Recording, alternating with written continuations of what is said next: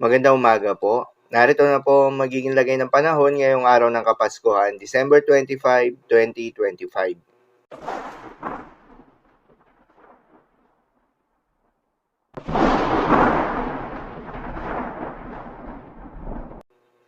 Sa kasalukuyan na tayo sa pag-asa, Northeast monsoon o hanging amihan ang patuloy na nakakaapekto sa may northern at central Luzon dahil dito ay asahan yung bahagya hanggang sa maulap na kalangitan na may kalat-kalat na mahihina hanggang sa katamtaman ng mga pag-ulan. At sa nalalabing bahagi pa ng ating bansa ay asahan naman yung generally fair weather condition na may mataas na tsansa ng mga pag-ulan o thunderstorms pagsapit ng hapon o gabi na dulot ng easterlies o yung mainit na hangin na nanggagaling sa may karagatang Pasipiko. Magandang balita naman dahil ayon sa pag-asa ay wala pa rin tayong binabantayan na low pressure area o bagyo sa loob o malapit sa Philippine Area of Responsibility na maring makaapekto sa ating bansa. Mababa rin yung tsansa na may mabuong sama ng panahon o bagyo hanggang sa susunod na 3 araw. Posibleng storm-free tayo sa araw ng Kapaskuhan.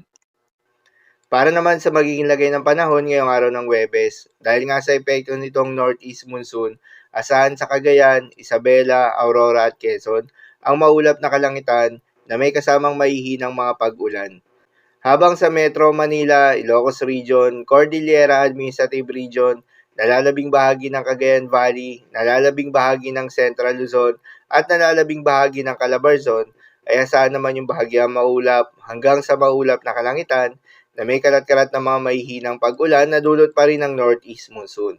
At sa nalalabing bahagi pa nga ng ating bansa, ay asahan naman yung bahagyang maulap hanggang sa maulap na kalangitan na may kalat-kalat na mga pag-ulan o thunderstorms na dulot ng easterlies. Posible rin na mga pagbaha o pagguho ng lupa during severe thunderstorms.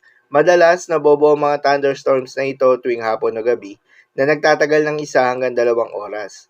Kaya naman ingat sa mga posibleng banta ng pagbaha at pagguho ng lupa, lalong-lalo na sa mga lugar na inuulan na noong mga nakaraang araw pa. Para naman sa magiging lagay ng mga dagat baybayin, ayon sa pag-asa ay wala tayong nakataas na gale warning sa anumang seaboards ng ating bansa. Kaya naman malayang makakapamalaot yung mga kababayan nating mangingisda. At yung may mga maliliit na sasakyang pandagat, subalit iba yung pag-iingat sa mga maglalayag sa may seaboards ng northern at eastern seaboards ng Luzon dahil inaasahan yung katamtaman hanggang sa malo na karagatan.